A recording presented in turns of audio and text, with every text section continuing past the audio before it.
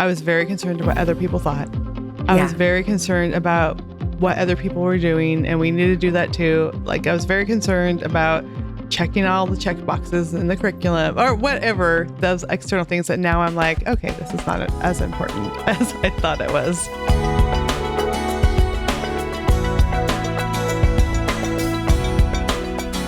I think if you've homeschooled for a hot second or even thought about homeschooling, you have heard the question that like everyone talks about, like, what about socialization? And I kind of giggle because it really depends on my mood and how I answer that. Because I've got so many different ways to answer that. But I want to look at the other side of that question and how do we actually help our kids to find and form healthy, like-minded friendships? You know, like the ones that you want your kids to be social with.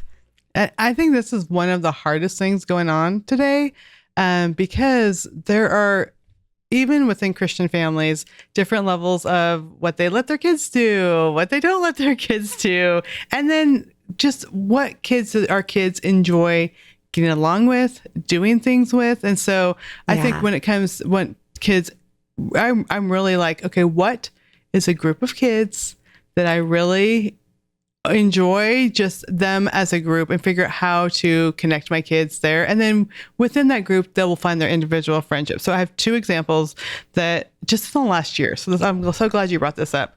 One is our homeschool basketball. So Casey played homeschool basketball 2 years ago and didn't make a lot of good connections on the team. I'm trying to be kind. It was just a struggle because I'm like, are some of the parents going to be listening to this podcast? I don't know. Like, it was a struggle for my child. We'll just say that. And so I talked to some other parents, and one parent was on a different team in a different town.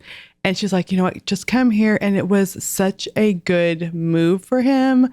The kids pulled him in because I will say, all kids have quirks. He just has some quirks.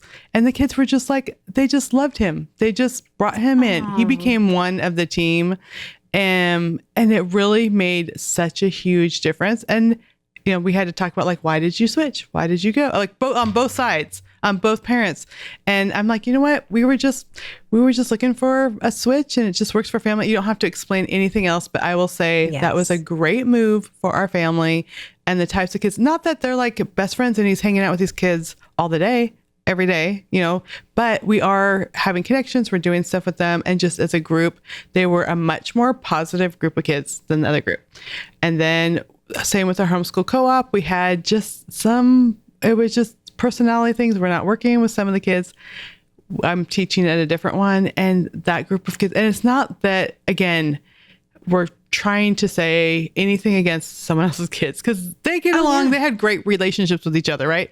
But for my kids to find good friendships. And so we made a big co-op switch. So sometimes I always say it's like takes 3 minutes of making a difficult decision, but then on the other side of it, you can find a positive environment. And so these days, is there a group of kids, co-op, youth groups? And it really is worth the investment, even if it's a change, even if other people might have questions, even if other people are feeling like you've abandoned ship.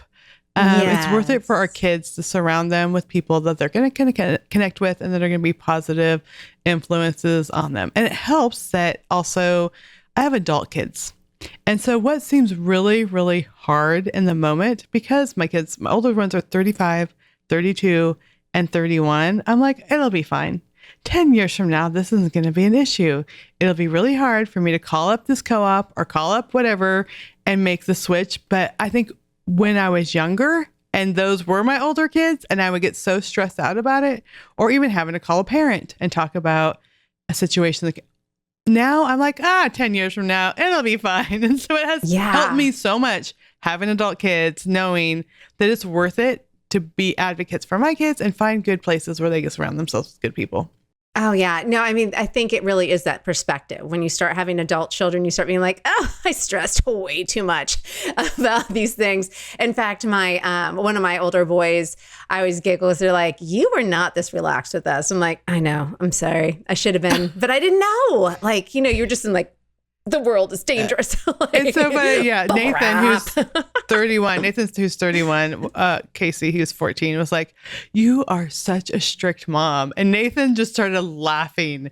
He's like, you have no idea the mom I had. So, I feel I have relaxed, but also like, I feel like I'm focused more on the things that do matter and focus less, which are, the heart issues type of stuff, and focus less on, I was very concerned about what other people thought. I was very concerned about what other people were doing, and we need to do that too. Like, I was very concerned about checking all the check boxes in the curriculum or whatever, those external things that now I'm like, okay, this is not as important as I thought it was. Homeschool Insights is sponsored by CTC Math. If you're looking for a great online math program, visit ctcmath.com and try it for free. For more great homeschool inspiration and resources, listen to the Schoolhouse Rocked podcast every Monday, Wednesday, and Thursday.